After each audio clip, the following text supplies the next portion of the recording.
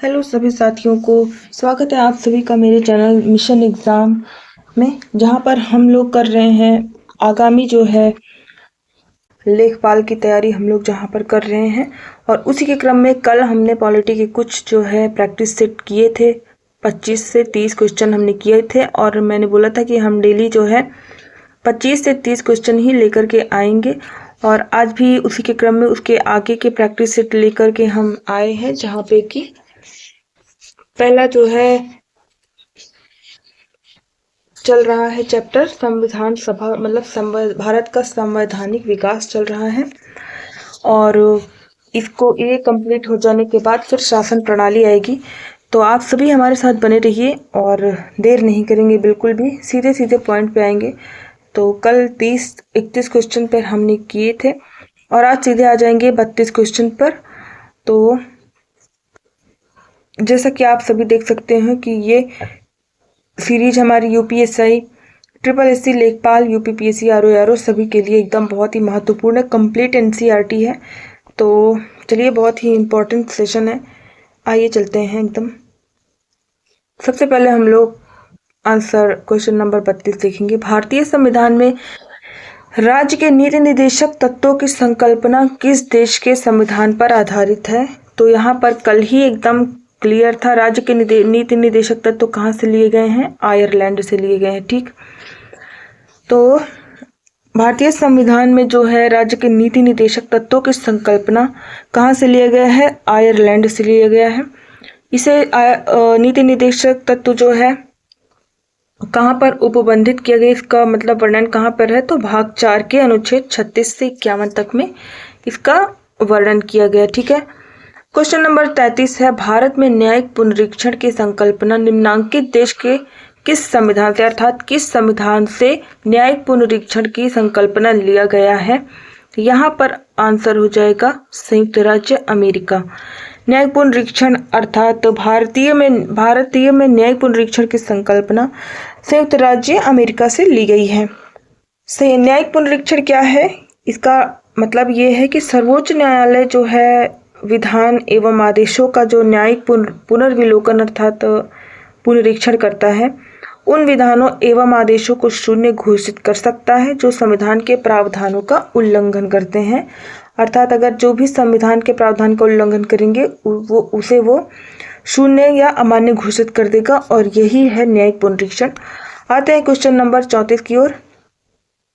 निम्नलिखित में से किस अधिनियम में कलकत्ता में सर्वोच्च न्यायालय की स्थापना का प्रावधान किया गया था? एकदम जो है बिना किसी लेट के रेगुलेटिंग एक्ट 1773 में कलकत्ता में सर्वोच्च न्यायालय की स्थापना का प्रावधान किया था, जिसके मुख्य न्यायाधीश जहाँ पे किसे बनाया गया था?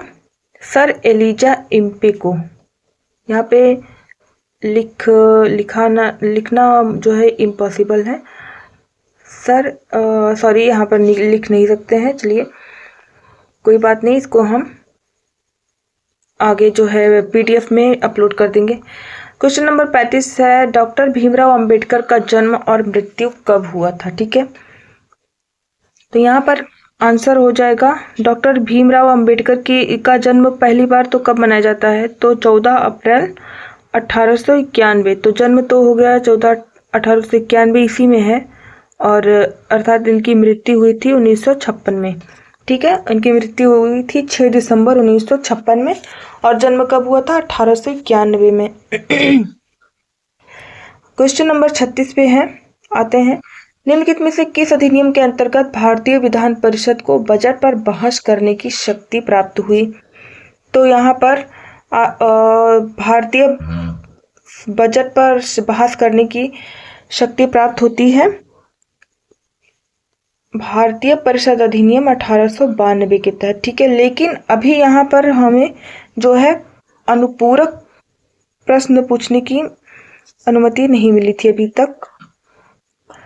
1892 के भारतीय परिषद अधिनियम ने जो है बजट पर बहस करने की शक्ति तो दी गई, लेकिन मतदान का अधिकार अभी भी भारतीयों को नहीं था। ठीक है, इस अधिनियम के तहत कार्यपालिका से प्रश्न एवं अनुपूरक प्रश्न पूछने की अनुमति दी गई। क्वेश्चन नंबर 37 पे, भारत शासन के द्वारा राजकीय चित्र अर्थात राजकीय चिन्ह कब से अंगीकृत किया गया? तो भारतीय चिन्ह को कब अंगीकृत किया गया अर्थात कब स्वीकार किया गया? तो कुछ आंसर हो जाएगा 26 जनवरी 1950 को। ठीक।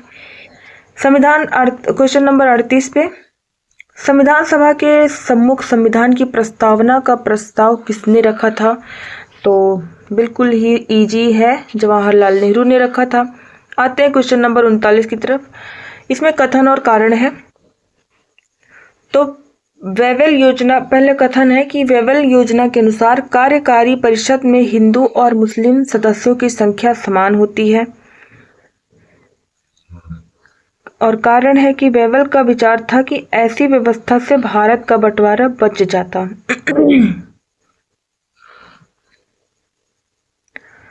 तो ये कारण तो सही है,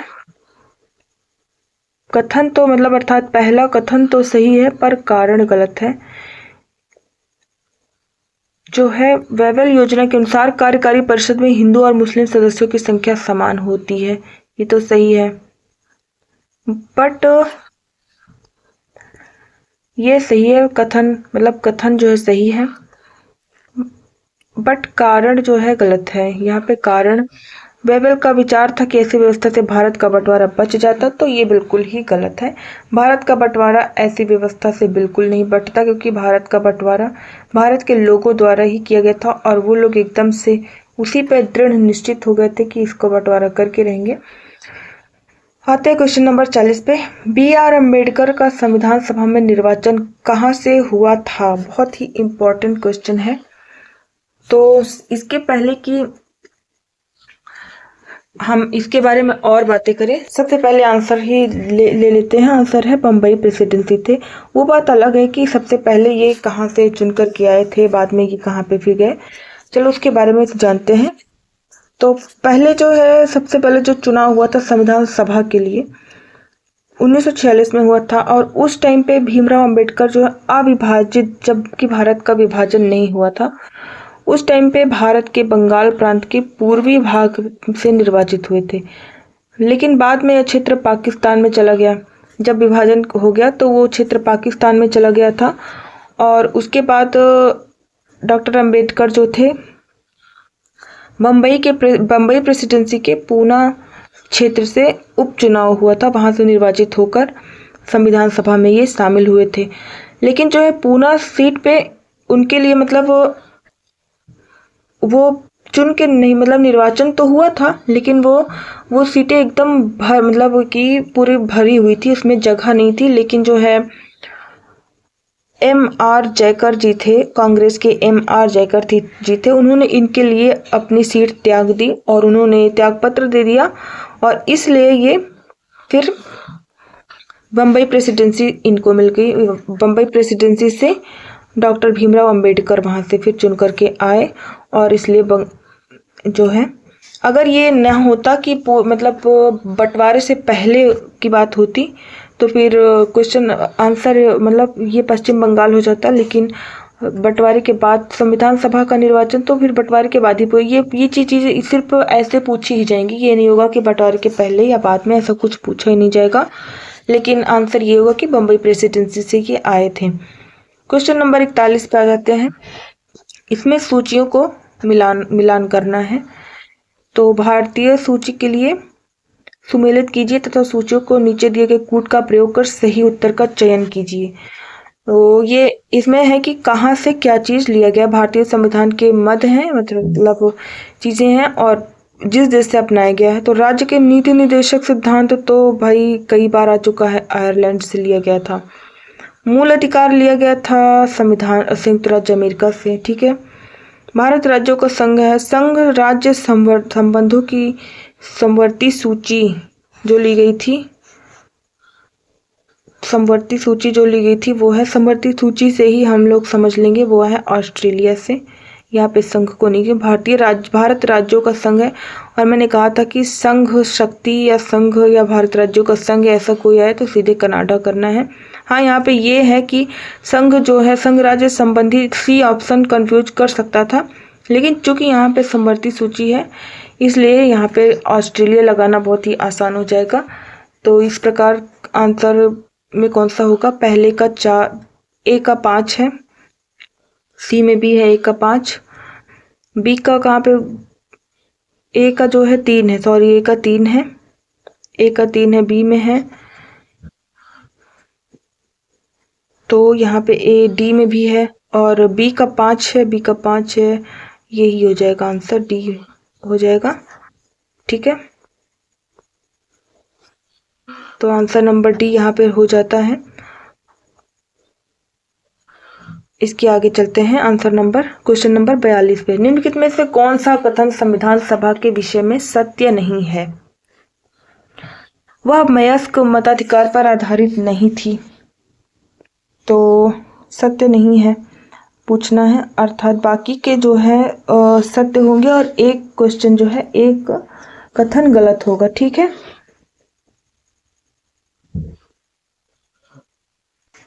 तो यहाँ पे पहला कथन क्या हो जाएगा कि वह वयस्क मताधिकार पर आधारित नहीं थी, और दूसरा कथन देखते हैं, वह प्रत्यक्ष निर्वाचन का परिणाम थी, ये तो सही है।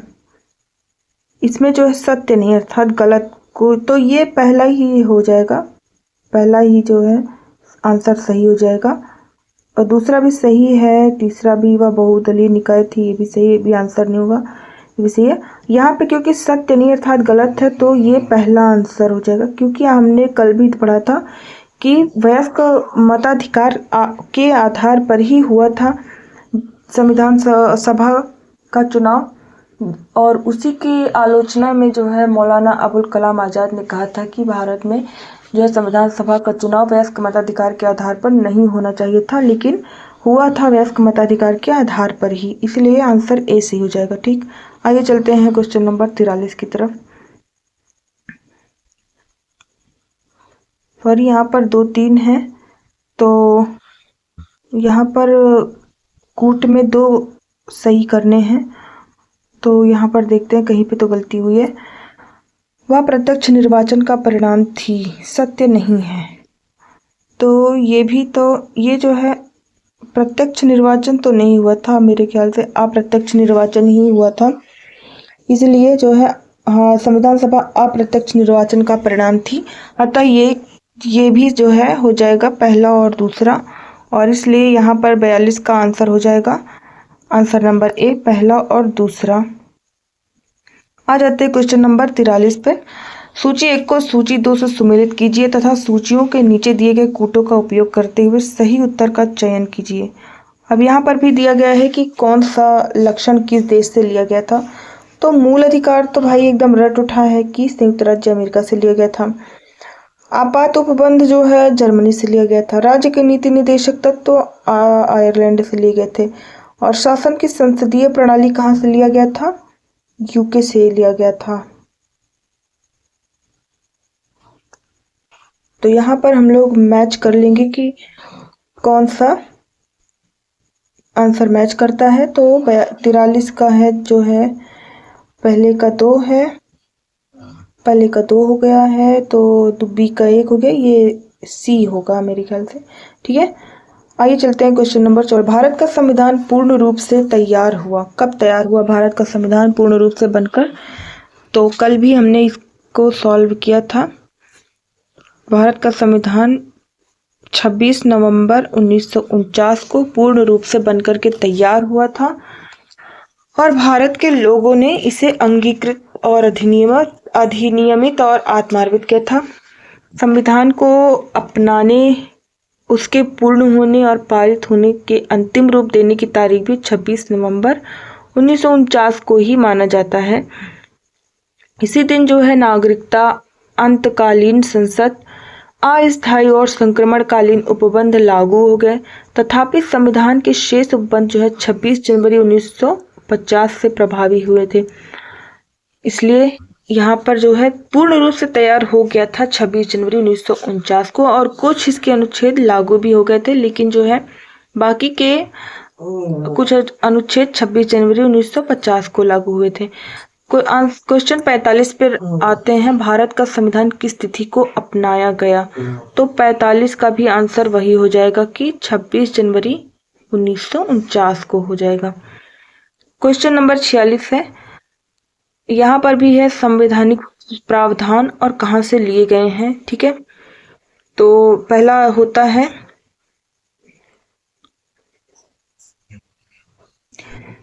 विधि का शासन। तो विधि का शासन लिया गया था इंग्लैंड से। विधि द्वारा स्थापित प्रक्रिया, बी का हो जाएगा, जापान से लिया गया था विधि द्वारा स्थापित प्रक्रिया। राष्ट्रपति के विचारार्थ राज्यपाल द्वारा विधेयक को सुरक्षित रखना, ये कहाँ से हो जाएगा, इसको आगे और भी कुछ वो दिए गए हैं, ये हो जाएगा कनाडा से हो जाएगा। सी का हो जाएगा 4, सी को हम लोग 4 से, कनाडा से लिया गया था, यहाँ पे हम लोग 4 लिख दे रहे हैं। ठीक है, इसके बाद जो है और विस्तृत उभयनिष्ठ जो है वो कहाँ से लिया गया था, ऑस्ट्रेलिया से लिया गया था। ठीक है, तो यहाँ पे सॉरी क्या हो रहा है आज, यहाँ पे आंसर क्या हो जाएगा, 46 का आंसर हो जाएगा डी हो जाएगा। आप लोग इसको देख लीजिएगा, पीडीएफ में मैंने अच्छे से पूरा ऐसे ही पीडीएफ दे देंगे। क्वेश्चन नंबर 47 है, निम्नलिखित में से किसने सुझाव दिया था कि भारत की स्वतंत्रता के बाद भारतीय राष्ट्रीय कांग्रेस को एक राजनैतिक दल के रूप में भंग कर दिया जाना चाहिए। तो ये यहाँ पर हो जाएगा महात्मा गांधी जी ने दिया था ये सुझाव। सीधे सीधे इसका पूरा यही आंसर हो जाएगा। और क्वेश्चन नंबर 48 है, संविधान को 26 जनवरी के दिन लागू करने का निर्णय इसलिए लिया गया क्योंकि यह दिन जो है इस तिथि के बारे में पूछा जा रहा है। तो क्योंकि कांग्रेस ने इस तिथि को 1930 में स्वतंत्रता दिवस के रूप में मनाया था। ये तो बिल्कुल ही सही है, 1930 में ही कांग्रेस ने इस तिथि को 1930 में ही स्वतंत्रता दिवस के रूप में मनाया था और इसीलिए इस दिन को 26 जनवरी के दिन लागू किया गया था संविधान को। ठीक है, और यही उत्तर आंसर भी है, बाकी के सब गलत है। 49वें प्रश्न पर है, भारतीय संविधान को बनाने हेतु भारतीय संविधान सभा के कुल कितने अधिवेशन हुए थे। और कल के क्वेश्चन में हमने देखा था कि कितने अधिवेशन हुए थे, 12 अधिवेशन हुए थे। और इसको बनने में समय कितना लगा था, 2 वर्ष 11 माह एवं 18 दिन का समय लगा था। और कुल अधिवेशन 12 हुए थे जो है। और प्रश्न नंबर 50 पे आते हैं, भारतीय संविधान सभा की प्रारूप समिति का अध्यक्ष किसे बनाया गया था। तो भारतीय संविधान सभा की प्रारूप समिति का अध्यक्ष डॉक्टर भीमराव अंबेडकर को बनाया गया था। प्रश्न नंबर 51 है, संविधान सभा ने डॉक्टर बी.आर. अंबेडकर की अध्यक्षता में प्रारूप समिति का गठन कब किया था। तो 51 का हो जाएगा 29 अगस्त 1947 को प्रारूप समिति का गठन किया गया था, जिसका अध्यक्ष बनाया गया था डॉक्टर बी.आर. अंबेडकर को। 52वें प्रश्न पे है, चलते हैं हम लोग, और यही आज का अंतिम प्रश्न होगा। भारत की संविधान सभा ने राष्ट्रीय ध्वज को सर्वप्रथम कब स्वीकार किया। बहुत ही जो है इजी क्वेश्चन है और कई बार आ चुका, कल हम लोगों ने कई बार इसको देखा था। तो भारतीय संविधान सभा ने राष्ट्रीय ध्वज को कब अपनाया था, 22 जुलाई 1947 को।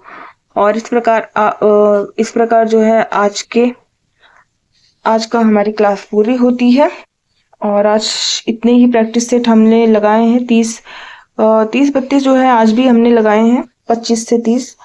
और उम्मीद है आप सभी को क्लास बहुत पसंद आई होगी। और ये पूरा NCERT बेस्ड क्लास है, आप सभी लोग इससे जुड़िए और हमारे साथ में लेखपाल की तैयारी को उसके अंतिम परिणाम तक पहुंचाइए।